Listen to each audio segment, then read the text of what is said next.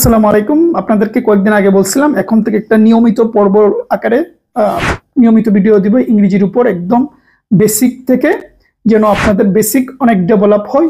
ইংরেজি না জানলে যত কিছুই পড়েন কোনো কাজে আসবে না। চাকরির পরীক্ষাতে তফাৎ সৃষ্টি হয় কিন্তু ইংরেজির মাধ্যমে। সাধারণ জ্ঞান কেউ 19-20 হয়, কেউ 4-5 মার্কের ব্যবধান থাকে, তাহলে মূল ব্যবধান থাকে ইংরেজিতে।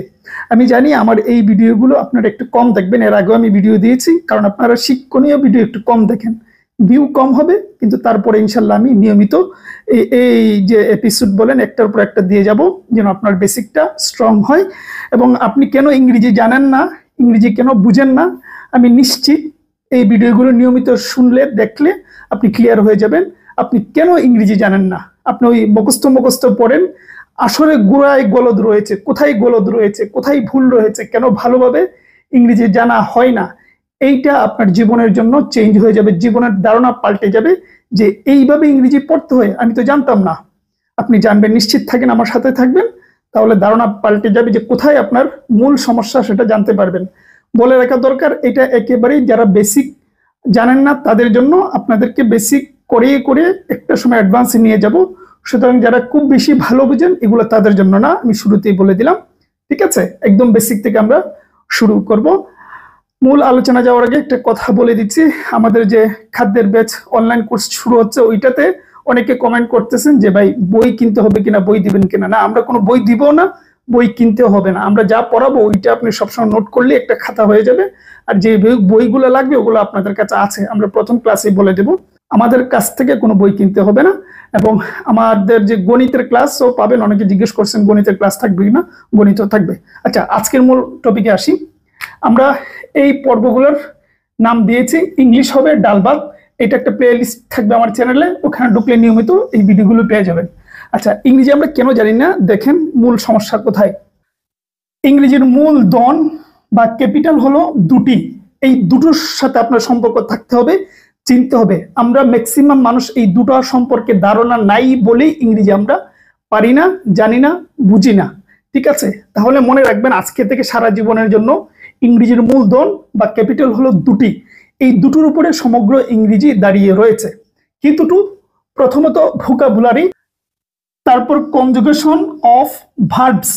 ঠিক আছে, এই দুটো ভোকাবুলারি, কনজুগেশন অফ ভার্বস, এই দুটোই হচ্ছে ইংরেজির প্রাণ শক্তি। এই দুটো যত বেশি আপনি জানবেন তত বেশি আপনার স্ট্রং হবে। এই দুটো নিয়ে আমরা আগামী দিনগুলোতে খেলবো। কিভাবে? আসুন, এই যে ভোকাবুলারি আবার 4 প্রকার। এবার দেখেন এই ভোকাবুলারি কিভাবে আপনার জীবনে প্রবেশ করতেছে, ইংরেজিতে বিভিন্ন অ্যাঙ্গেলে কিভাবে আপনাকে বিভ্রান্ত করে। এই ভোকাবুলারি আবার 4 প্রকার। কি কি? নাউন রয়েছে, ভার্ব রয়েছে, অ্যাডজেক্টিভ রয়েছে। অনেকে এটাকে অ্যাডজেক্টিভ বলেন, এটা অ্যাডজেক্টিভ নয়, এটা হবে অ্যাডজেক্টিভ, ডিটা উচ্চারিত হবে না। আচ্ছা, তাহলে 1 নাউন, 2 ভার্ব, 3 অ্যাডজেক্টিভ, 4 হচ্ছে অ্যাডভার্ব। তাহলে আমরা কি জানলাম? ভোকাবুলারি মূলত 4 প্রকার, এই 4টা হচ্ছে ভোকাবুলারি। এই 4টা যত বেশি আপনার ক্লিয়ার থাকবে তত বেশি আপনি পণ্ডিত হবেন ইংরেজিতে, আমি গ্যারান্টি দিয়ে বললাম। আচ্ছা, এই তো গেল ভোকাবুলারি। এই 4টিকে আবার একত্রে ডেরিভেটিভস বলে। ডেরিভেটিভস মানে এই 4টা তো আলাদা আলাদা আমরা জানলাম, এই 4টাকে আপনারা আবার একত্রে বলে ডেরিভেটিভস। এই ডেরিভেটিভস নিয়েই মূলত ইংরেজি চলে। আচ্ছা, গেল এইটুকু অংশ। এবার আসুন, কনজুগেশন অফ ভার্বস হলো, এখন আমরা তো ভার্ব উপরটা জানলাম, ভোকাবুলারিটা জানলাম, এই অংশটুকু জানলাম ভোকাবুলারি কোনগুলো, 4টা। আচ্ছা, এই যে কনজুগেশন অফ ভার্বস, এইটা এবার জানবো। কনজুগেশন অফ ভার্বস হলো, দেখেন আমাদের বিভিন্ন ভার্বের 3টা রূপ থাকে, প্রেজেন্ট, পাস্ট, পাস্ট পার্টিসিপল। আপনারা জানেন, ওগুলা তুতা ময়নার মতো মুখস্থ করে থাকেন, ঠিক আছে না? তো ওইটাকেই বলে কনজুগেশন অফ ভার্বস। এগুলো হচ্ছে যেমন উদাহরণস্বরূপ গো, ওয়েন্ট, গন, ডু, ডিড, ডান। ঠিক আছে, এই যে 3টা রূপ রয়েছে, প্রেজেন্ট, পাস্ট, পাস্ট পার্টিসিপল, এগুলোকেই বলে এইটা। তাহলে আমরা এখানে দুটো পার্ট পেলাম, ভোকাবুলারি পেলাম আর কনজুগেশন অফ ভার্বস পেলাম। ভোকাবুলারি কোনগুলো সেটা আমরা জানলাম, আর কনজুগেশন অফ ভার্বস কোনগুলো সেগুলো আমরা জানলাম।